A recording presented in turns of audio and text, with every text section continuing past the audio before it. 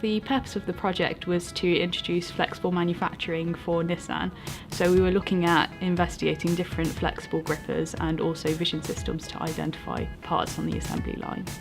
The MTC's role was to design and develop an end effector capable of picking a range of parts. Technalia are the supporting partner, and they were looking into different types of vision systems to identify the parts on the line and also from the supplied packaging. Within this voucher, we developed a prototype of a gripper, and we firstly investigated individual technologies and tested them with lots of different parts.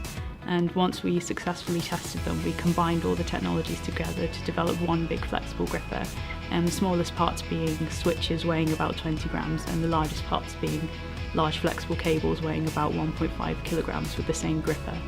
The first stage of the Robott-net process was to have a voucher, which was 50 days of research support. Now we're in the position, having developed a prototype of a flexible gripper and vision system, we can now go on and get some further support from Robott-net to develop a prototype cell on site to do this auto-picking process. The expected impact is that Nissan will be able to use this flexible system to pick up a range of parts and also use a vision system to identify a range of different parts. This will result in a high utilisation of their robots, as they can be used in a lot of different systems and when new products are brought out.